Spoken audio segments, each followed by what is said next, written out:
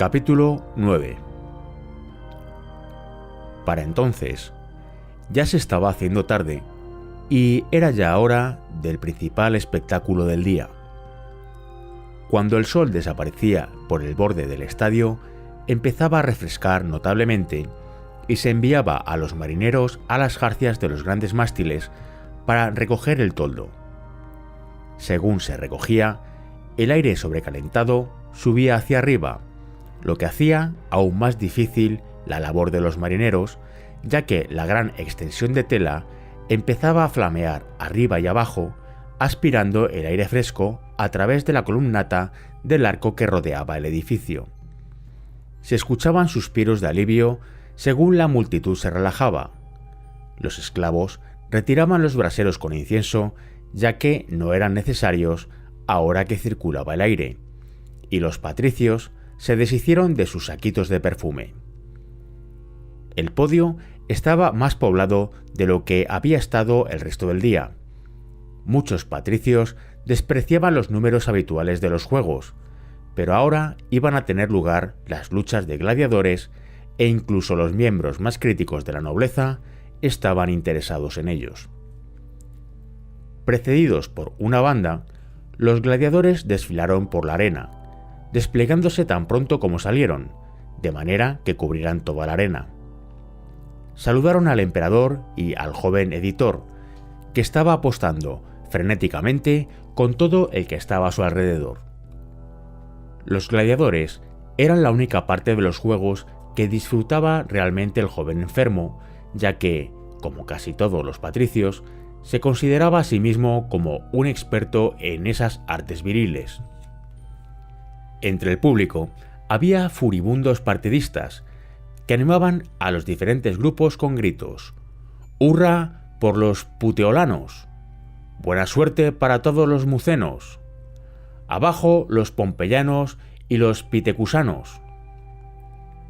Por todos sitios surgían las disputas entre las distintas facciones. Los gladiadores constituían un espectáculo magnífico con sus armaduras y sus estupendos equipamientos. Entrenados para marchar en formación militar, cruzaban la arena con un paso perfecto. Cada grupo marchaba junto, con sus armas específicas.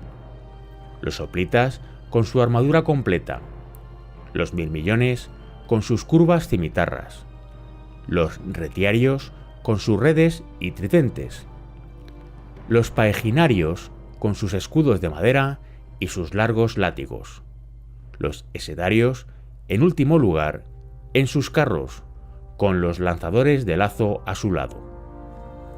Había muchas clases de gladiadores y muchos tipos de armas, pero el populacho no solo conocía cada clase, sino también a casi todos ellos por su nombre. Por entonces, los gladiadores aún eran un grupo muy entrenado de profesionales que luchaban con un orgullo tremendo como vocación. Tenían una gran tradición en la que apoyarse. 100 años antes, los gladiadores de Marco Antonio, a quien él mismo había entrenado para un gran combate que se iba a celebrar en conmemoración de su esperada victoria sobre César Augusto, fueron los únicos que le apoyaron cuando sus tropas desertaron. Se habían formado en el ejército e intentaron reunirse con su jefe en Egipto, y, cuando no encontraron barcos que les transportaran, mandaron un mensaje a Marco Antonio pidiéndole que regresara y los dejara defenderle con sus vidas. Sin embargo, Antonio no quiso abandonar a Cleopatra. Otros grupos de gladiadores habían actuado como guardaespaldas de los emperadores. Un importante gladiador era aún la personalidad más conocida del imperio. Horacio escribió amargamente: «Si Malcenas dice que hoy hará frío, se convertirá en la comidilla de toda Roma». Nerón había ordenado que su tumba estuviera decorada con tallas que mostraran las victorias de Patraites. Los niños garabateaban los nombres de los gladiadores famosos en las paredes de sus habitaciones y los posaderos escribían: Tetraites comió aquí, de igual forma que los restaurantes actuales colocan fotos de celebridades en las paredes. Pero ya había aparecido la enfermedad que iba a acabar con la más valiente y la más terrible de las profesiones. Se empezó a manifestar cuando los gladiadores empezaron a luchar con las fieras salvajes. Pompeyo ya enfrentó a gladiadores con elefantes. Claudio hizo luchar a la caballería con leopardos. Nerón forzó a la guardia pretoriana a luchar contra 400 osos y 300 leones. Ni los gladiadores ni los lanistas sabían cuándo iban a tener que luchar contra osos, leones o toros bravos, según el capricho del público. Mientras los combates fueron hombre contra hombre, había un 50% de posibilidades de supervivencia, o digamos un 40%, ya que había algunos gladiadores que morían de las heridas recibidas después del combate. Con este porcentaje, merecía la pena para un lanista preparar a un gran luchador como Flama. Pero cuando había que luchar contra un animal salvaje, a menos que se tratara de un retiario, que probablemente corría un riesgo solo un poco mayor que los toreros en la actualidad, las posibilidades de perecer rondaban el 90 o el 100%. En estas condiciones, el enorme coste de preparar un gladiador experto no estaba justificado, igual que nadie prepararía a un boxeador si se supiera que iba a morir en su primer o segundo combate. Como resultado, todo valía para el molino de los gladiadores. Se suponía que un hombre podía ser condenado a la arena solo por robo, asesinato, sacrilegio o motín. Pero con las enormes pérdidas causadas por las luchas con animales, la demanda de gladiadores excedía con mucho este suministro. En los juzgados, el veredicto más común se convirtió en condenado a la arena. Como el populacho cada vez era más indiferente a una buena pelea con espadas, a cualquier criminal se le colocaba una armadura y se le arrojaba a la arena. Flama hubiera quedado impresionado por los espectáculos en los que participaban estos hombres. Sin embargo, los buenos combates eran aún comprendidos y apreciados por gran parte de la plebe. En las gradas había antiguos soldados que sabían cómo se manejaba una espada, y los patricios del podio tenían un tradicional interés por estos combates. Hoy, el joven editor, o mejor dicho, su severa madre, estaba decidida a dar un espectáculo verdaderamente bueno, del tipo del que un descendiente de Horacio estuviera orgulloso de presentar. Todos los hombres en la arena eran expertos, cada uno en su especialidad, y no habría ninguna farsa. Nada del tipo de ese miserable espectáculo que había tenido lugar en tiempos de Calígula. En esa infortunada ocasión, 5 retiarios se habían enfrentado con 5 secutores.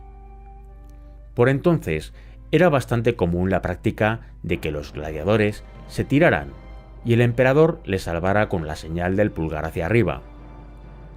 Este truco preservaba a los gladiadores bien entrenados y disminuía el coste de los juegos.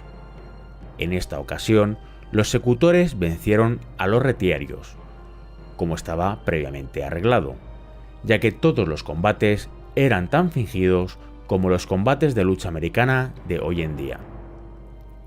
El populacho se enfureció tanto que Calígula tuvo que hacer la señal del pulgar hacia abajo. En este momento de indecisión, un retiario se levantó de un salto, cogió su tridente y mató a los 5 secutores que estaban de espaldas, haciendo reverencias a la multitud. Todo ese asunto se convirtió en un escándalo público, y la plebe sospechaba de cualquier gladiador que cayera al suelo sin presentar heridas evidentes.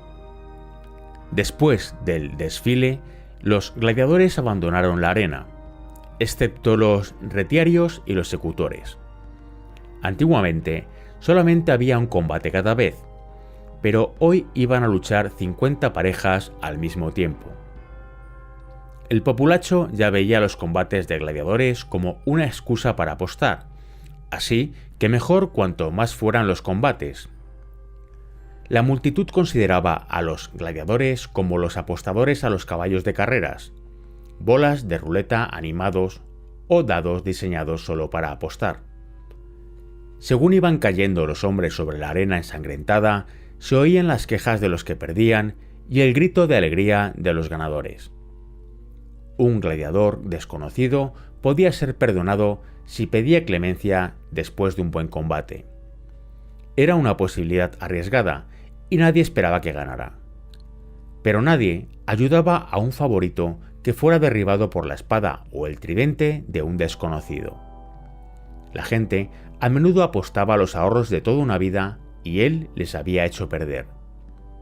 Entonces las gradas se llenaban de caras furiosas, con los puños cerrados y el pulgar hacia abajo, o haciendo como que apuñalaban al hombre postrado con el pulgar extendido. En tales casos, el joven editor siempre hacía caso a la multitud. Había organizado los juegos para ganar votos, no para llevar la contraria al populacho. Carpophorus, una vez finalizado su trabajo por ese día, volvió a la Puerta de la Muerte para ver los combates. Cerca de él, Negrimus, un retiario, estaba luchando con Priedens, un secutor.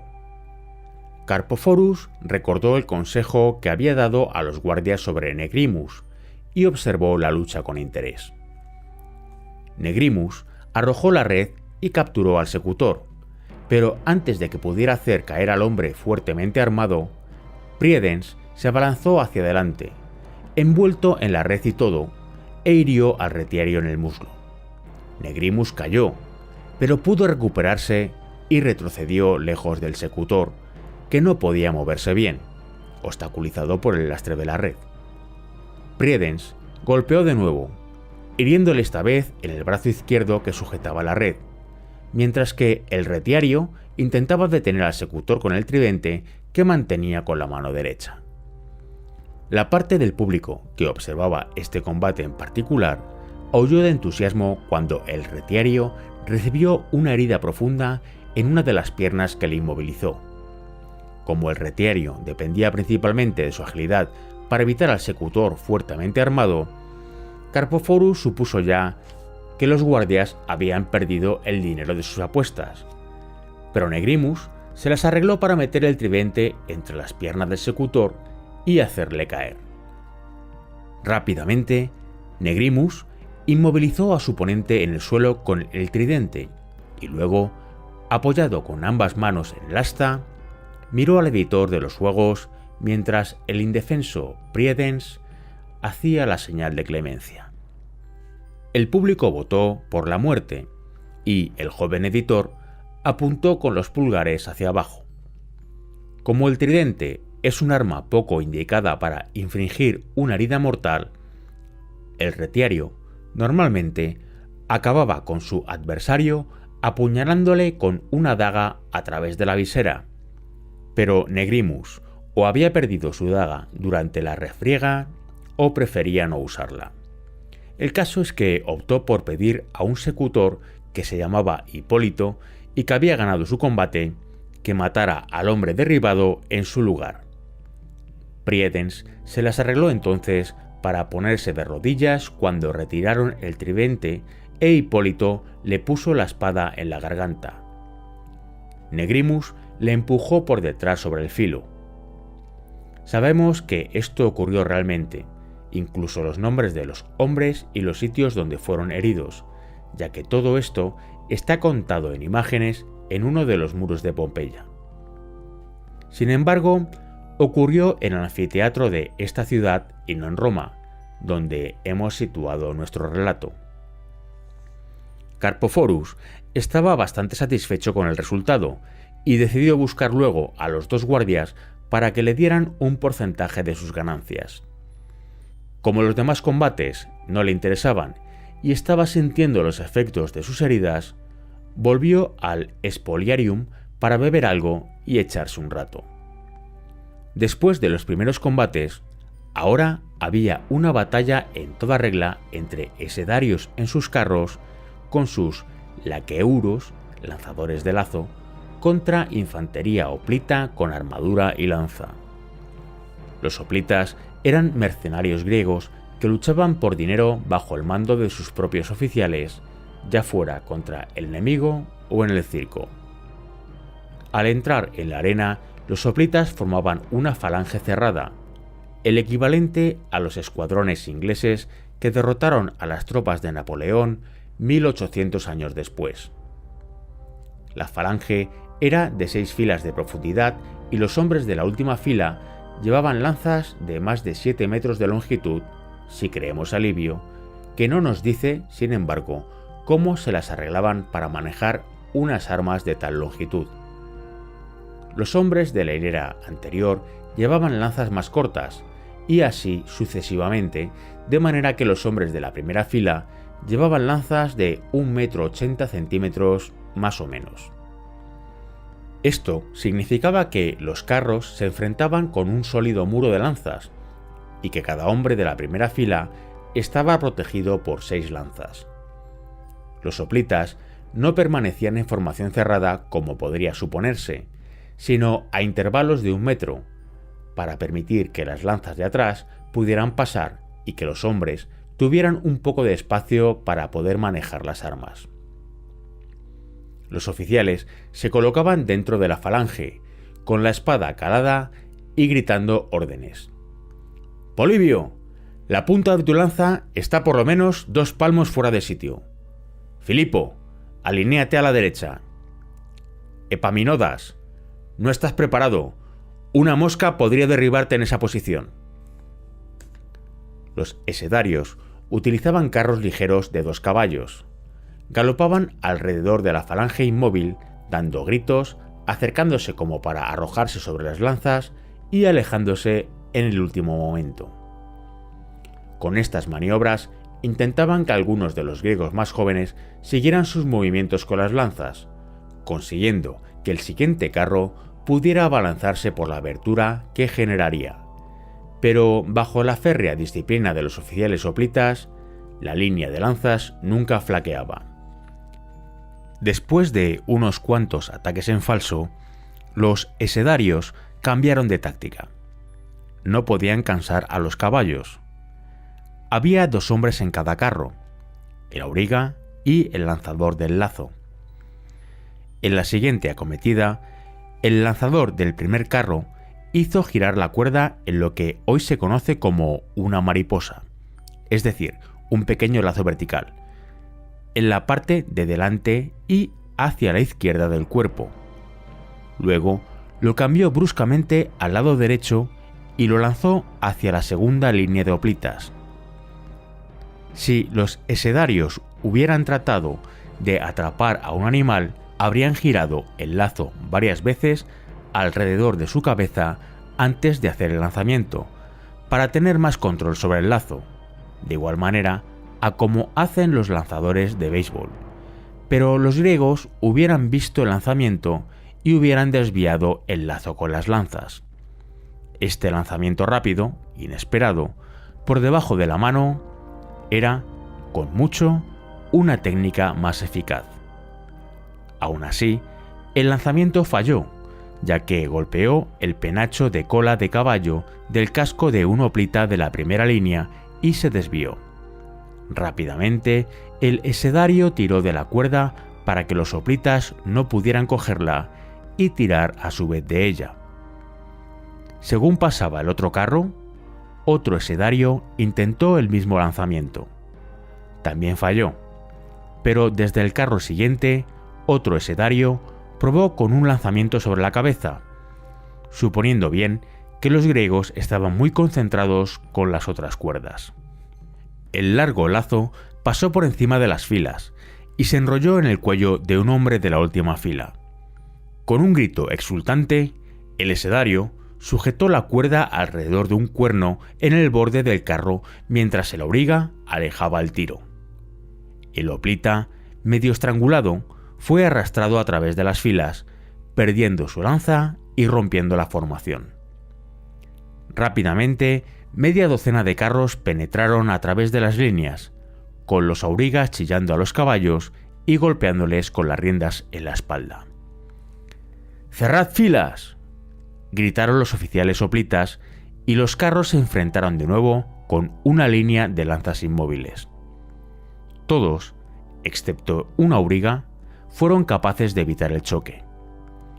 El primer carro chocó contra las lanzas. Un grito casi humano se elevó de los caballos cuando las lanzas se les clavaron en el pecho y cayeron de rodillas. El lacero saltó del carro y echó a correr, pero el auriga no pudo escapar a tiempo. Murió como había muerto su caballo, traspasado el pecho con una lanza. Otros carros intentaron sacar ventaja y romper la falange antes de que los hoplitas pudieran soltar las lanzas de los cuerpos de los caballos. Estos estaban traspasados por las lanzas de los hombres de la tercera y de la cuarta fila. El oficial al mando de esta sección de la falange se dio cuenta de la situación de un solo vistazo. «Tercera y cuarta filas, rodilla en tierra», gritó con una voz estentórea. «Quinta y sexta filas, 3 pasos al frente». Como un solo hombre, los de las filas tercera y cuarta se arrodillaron, elevando las lanzas según lo hacían y apoyando el extremo en el suelo. Las últimas 2 filas dieron 3 pasos al frente para conservar el nivel de las lanzas. Los carros que venían dieron un viraje. Los hoplitas desclavaron las lanzas de los caballos agonizantes y un oficial los iba rematando con la espada, dándoles 2 golpes rápidos en la base del cráneo. Desde la parte de atrás llegó la orden: «Quinta y sexta filas, 3 pasos hacia atrás, marchen. Tercera y cuarta filas, levántense». La falange se rehizo de nuevo y estaba lista para soportar una nueva carga de los esedarios. 2 carros se acercaban al galope. Seguramente intentarían chocar contra la falange de lleno, sacrificándose de manera que los siguientes carros pudieran penetrar a través de las líneas rotas. Los hoplitas se prepararon para el impacto. En el último momento, los carros se separaron, uno hacia la derecha y otro hacia la izquierda. El lacero del carro de la izquierda lanzó la cuerda con un lanzamiento por debajo, intentando capturar a un hombre de la fila de atrás. Un oficial cortó la cuerda de un solo tajo, mientras aún estaba en el aire. Había servido en Oriente Próximo y su espada era de acero de Damasco. El otro lacero se aprovechó de la distracción. Había estado girando la cuerda, con el giro conocido como ola del mar, intentando captar la atención de los hoplitas y distraerles de su compañero. Cuando vio que el lanzamiento de su camarada había fallado, instantáneamente lanzó su cuerda, apoyándose casi fuera del carro y poniendo toda la fuerza del cuerpo en el lanzamiento, utilizando el brazo fundamentalmente para guiar la cuerda. Capturó a un hombre de la quinta fila, lo hizo caer y lo empezó a arrastrar a través de las filas. Entre los hoplitas, la homosexualidad no solo era considerada totalmente normal, sino que se consideraba una relación noble e idealizada entre un hombre mayor y otro joven. En la falange, los jóvenes de las filas de delante tenían un amante entre los hombres más mayores de las líneas del fondo. Esta situación se creía que podía aumentar la eficacia del regimiento, ya que ningún hombre saldría corriendo y abandonaría a su amante durante el combate. Pero esta relación también podía suponer un problema. Cuando el esedario arrastraba al hombre capturado a través de las filas, su joven amante tiró la lanza y se arrojó sobre el cuerpo de su amigo para intentar salvarle. Los 2 hombres juntos causaron una ancha abertura a través de las filas. Un oficial cortó el cuello al joven y se escuchó el grito de «¡Cerrad filas! ¡Cerrad filas!», que se elevó de las gargantas de los oficiales y de casi todos los demás. pero el daño ya estaba hecho. La falange estaba rota y los esedarios, gritando, cargaban desde todas las direcciones. El oficial al mando vio que la falange ya no se podía recomponer, pero aún quedaba una opción desesperada.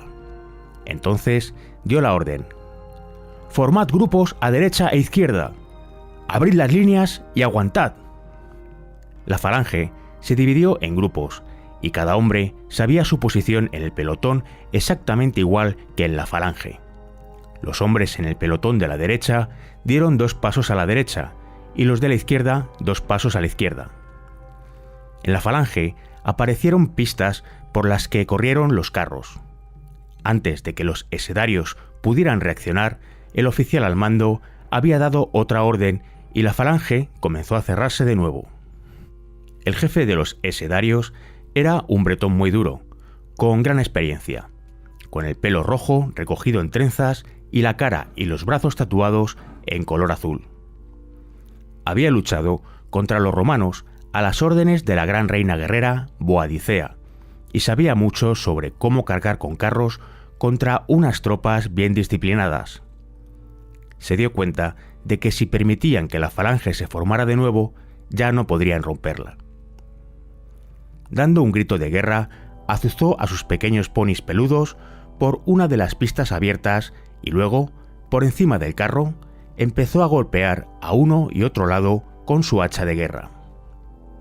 Otros esedarios siguieron su ejemplo y en pocos segundos la falange estaba destruida, en pequeños grupos de hombres desesperados luchando espalda contra los carros. «¡Rehaced la falange!», gritaban los oficiales. Pero la falange no podía rehacerse. Los hombres se resistían al empuje de los caballos, pero poco a poco se vieron forzados a retroceder unos sobre otros, de manera que no tuvieron espacio para utilizar sus lanzas. Las largas lanzas que manejaban los hombres de las últimas filas eran ahora inútiles, y solo las más cortas de la fila de delante podían utilizarse. Atacados por todos los lados, ningún hombre se atrevía a mirar por encima del hombro por miedo a ser derribado por un golpe frontal de un hacha o que le pasaran un lazo mortal por el cuello, aunque a su espalda oyera gritos y gemidos de sus compañeros cuando eran derribados, y en cualquier instante podía sentir una cuchillada en su espalda cuando los esedarios acabaran con los restos de la falange. El oficial al mando de los hoplitas se encontraba rodeado por los hombres que se habían reagrupado después de la salvaje lucha. Alrededor de ellos, el resto de los griegos había sido masacrado por los esedarios, ahora salpicados de sangre. Los gritos salvajes, la figura inclinada, el placer con el que estaban rematando a los hombres heridos, les hacía parecer furias salidas del infierno. La lucha había terminado y, en las gradas, los miembros de la multitud que habían apostado por los esedarios estaban ya gritando a los corredores de apuestas para que les pagaran. El general hoplita elevó su voz para dar la última orden. «Formad en cuña y avanzad», gritó. El disciplinado grupo alrededor suyo rompió el anillo y, con su general en el vértice de la cuña, avanzó con sus lanzas. Era una formación como un triángulo de hombres moviéndose cada vez a más velocidad hacia el frente. La cuña se hundió a través de los esedarios, enfrentando a más hoplitas según se iba hundiendo, hasta que se convirtió en un cuerpo formidable a lo que nada podía oponerse. Los esedarios no quisieron hacerle frente y corrieron hacia sus carros, pero los caballos huyeron de estampida. Desmontados, los esedarios se encontraban indefensos ante el avance constante de los hoplitas. La cuña barrió la arena, destrozando cualquier resistencia y desjarrateando a los caballos que aún estaban sujetos a los carros. Cuando el general hoplita se dio cuenta de que ya nadie ofrecía resistencia, dio otra orden. «¡Romped filas! ¡Desplegaos y matad a voluntad!». Con el primer grito que habían dado en toda la batalla, los hoplitas rompieron su rígida formación y se diseminaron por la arena. no prestaban atención a los signos con el pulgar hacia arriba o hacia abajo y, verdaderamente, el público estaba demasiado atemorizado por lo que había visto como para hacer ningún movimiento. Uno tras otro, los esedarios fueron derribados y alanceados. Luego, los soplitas rehicieron la formación y marcharon a través de la arena hacia la puerta, la cabeza hacia atrás, el pecho fuera y marcando el paso. Partirían de Roma al día siguiente para luchar en la arena de Pompeya, y de allí irían a África, para sojuzgar a un jefe nubio que se había levantado contra Roma. La victoria de los soplitas no dejó contento al populacho. La plebe despreciaba a los griegos por afeminados, y a nadie le gustaba que le echasen por tierra sus ilusiones. Además, los esedarios se habían ganado el favor del pueblo por su pintoresquismo y su habilidad poco habitual para lanzar el lazo. Los soplitas, con su rígida disciplina y su aire altivo, enojaban a la plebe.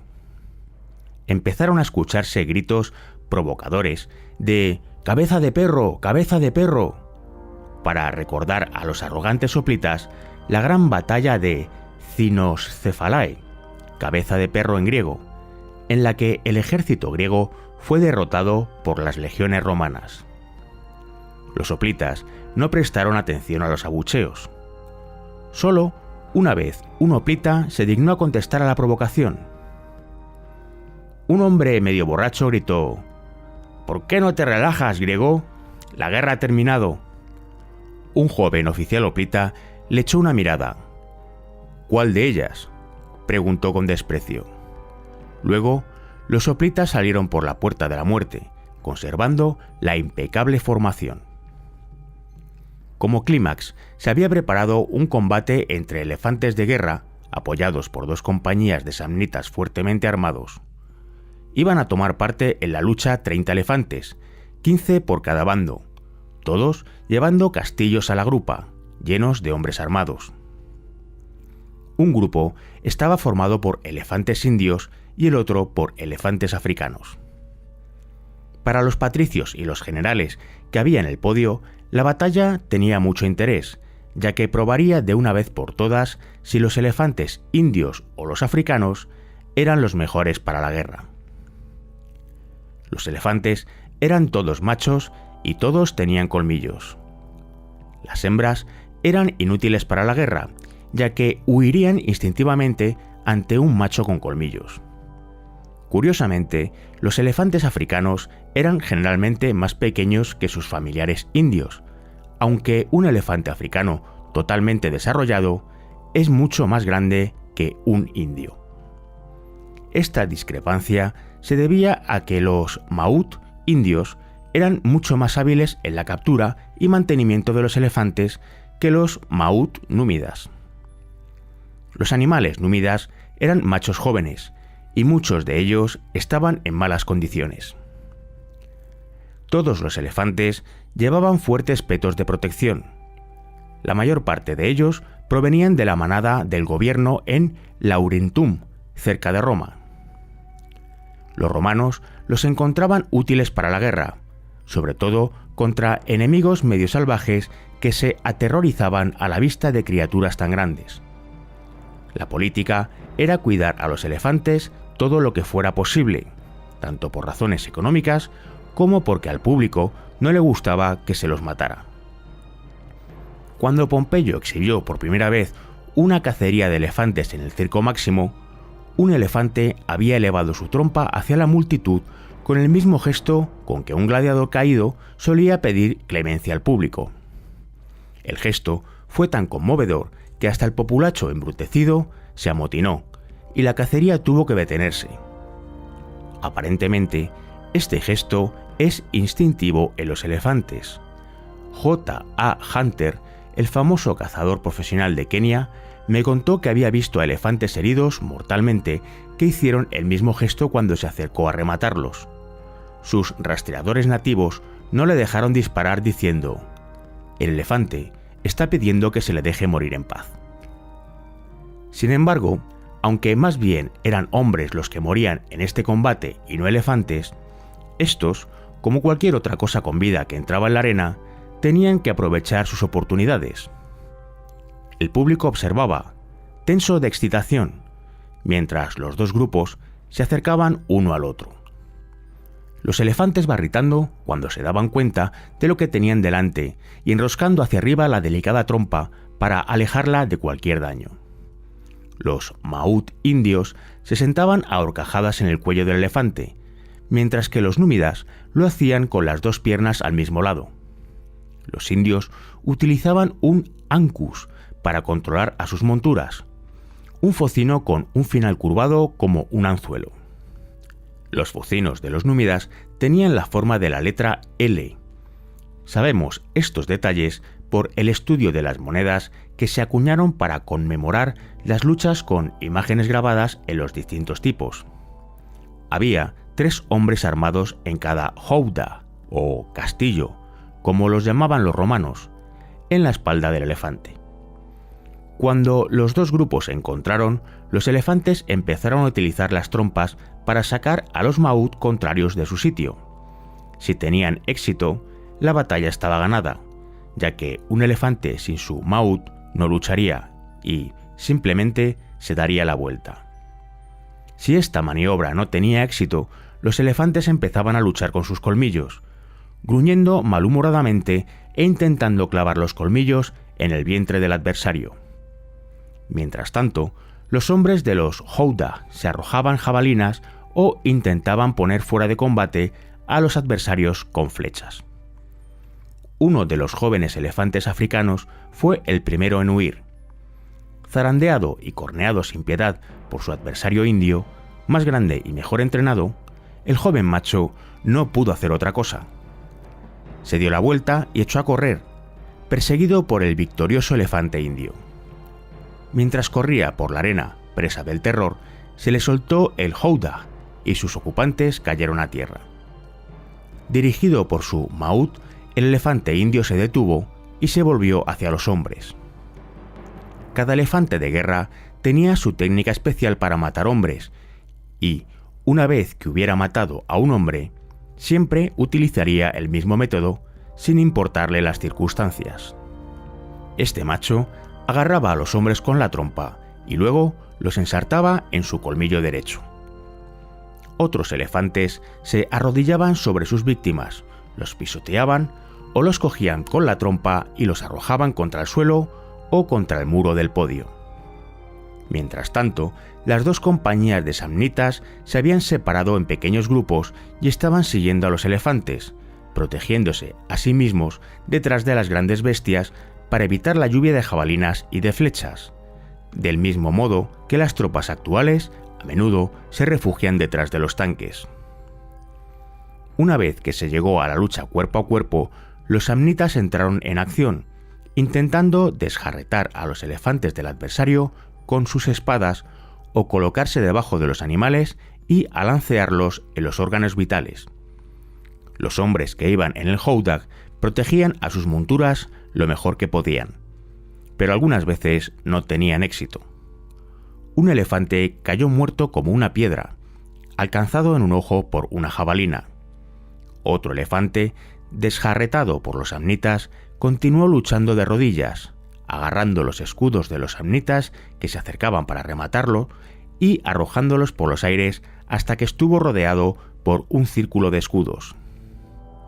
El populacho aplaudía y hacía la señal del pulgar hacia arriba para que no se matara a ese heroico animal, pero un elefante lisiado es totalmente inútil y una jabalina bien dirigida acabó con su vida. A pesar de los esfuerzos de los númidas, el contingente africano estaba siendo derrotado. Los maut indios retiraron a varios elefantes de la lucha, y los elefantes iban recogiendo del suelo las jabalinas con las trompas y se las pasaban a los hombres en los howdah. Los indios volvieron a formar y se prepararon para finalizar la batalla. Pero entonces ocurrió una interrupción, la primera de este largo y sangriento día. Domiciano, después de un parlamento apresurado con los generales con los que compartía el podio imperial, mandó al joven editor que detuviera la lucha. Ya no cabía duda entre los altos mandos de que los elefantes indios eran superiores y no había motivo para matar a más valiosos animales. El público, habitualmente sediento de sangre, aplaudió la decisión. A los romanos les gustaban los elefantes. Más tarde, Cómodo se divertiría matando él mismo a 3 elefantes en la arena, probablemente disparándoles flechas desde la seguridad del palco imperial, pero en los tiempos de Domiciano aún existía un sentimiento de deportividad, especialmente cuando la lucha implicaba a un animal tan grande y tan noble. Con el combate de elefantes finalizó el primer día de los juegos. Estaba ya oscureciendo y se habían encendido antorchas que ardían en los soportes de los muros. El público abandonaba el vasto estadio, contabilizando pérdidas o ganancias, discutiendo sobre el espectáculo, haciendo planes para el día siguiente y peleándose mientras intentaba empujar para salir a través de las entradas atestadas de gente.